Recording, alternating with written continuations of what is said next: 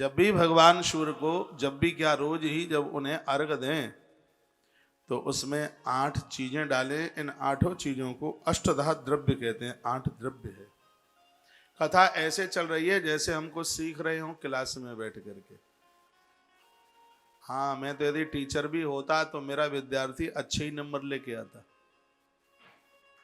कथा कहने का एक तरीका, अब कथा ऊपर से उड़ जाए, कितना हो गया जी, 2 बज गया, चलो ओम जय जगदीश हरे, ऐसा तो है नहीं। बात बैठनी चाहिए, समझ में आनी चाहिए। 8 कौन कौन सी चीजें हैं जिनको 8 द्रव्यों में लिया गया है, और सूर्य भगवान को अर्घ जब देते हैं तो 8 चीज लुटिया में डाली जाती है। क्या क्या है? आप क्षीरम कुशाग्राणी घृतम मधु गवाम दधी रक्तानी कर वीराणी रक्त चंदन मित्तपी। ये 8 है। सबसे पहले है इसमें पानी में 8 चीजों में पहला है गंगा जल, दूसरा है गौदुग्ध। गंगा जल का नाम 8 द्रव्यों में आता है। तो जो जल आपने भरा है अर्घ देने के लिए, उसमें पहला है गंगा जल, गिनते रहना। दूसरा है गौदुग्ध। तीसरा है कुसा का अग्रभाग, इतना सा टुकड़ा, जो कुसा आती है ना, कुसा, इतना सा उसका आगे से तोड़ करके थोड़ा सा टुकड़ा उस लुटिया में डालने, कुसा का अग्रभाग। फिर लिखा है गौघृत, गौ माता का थोड़ा सा घी। हम तो कल से शुरू कर देंगे, मानेंगे नहीं कैसे भी। हाँ, गौघृत, गौ माता का यानी घी। अगला है मधु शहद,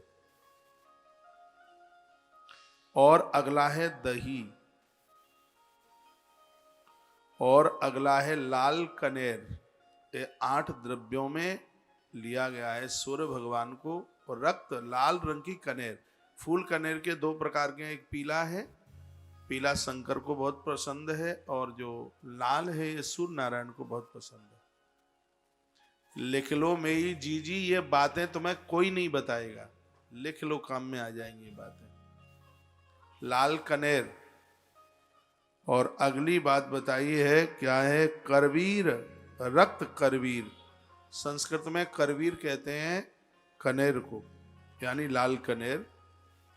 और तत्पश्चात है रक्त चंदन में तप्यपी। 8वां है लाल चंदन।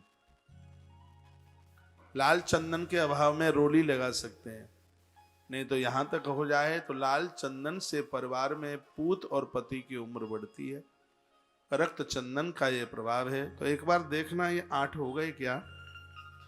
आप क्षीरम कुशाग्राणी घृतम मधु गवाम दधी रक्तानी कर वीराणी रक्त चंदन मित्तपी। ये 8 है। गंगा जल, गौदुग्ध, कुसा का अग्रभाग, एक टुकड़ा कुसा का, गौघृत, शहद और दही, लाल कनेर और लाल चंदन। 8 है। इसको कहते हैं 8 द्रव्य। सूर्य भगवान को जब अर्घ देते हुए 8 चीजें मिलाकर के भगवान सूर्य नारायण अज्ञान का हरण कर लेते हैं।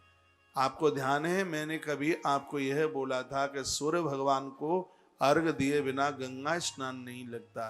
वो श्लोक यहीं तो लिखे हुए हैं। जब आप, चाहे आप स्त्री हैं चाहे आप पुरुष हैं, स्नान के बाद में आप गंगा जल, ये चीजें नहीं लेके गए हो तो गंगा जल से ही अर्घ दे दीजिए। गंगा जल को 8 द्रव्यों में लिया गया, वो भी फर्स्ट नंबर पर लिया गया है, पहले ही नंबर पर गंगा जल को लिया गया है।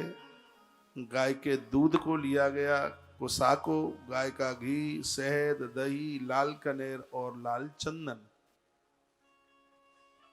इनको 8 द्रव्य के नाम से जाना गया।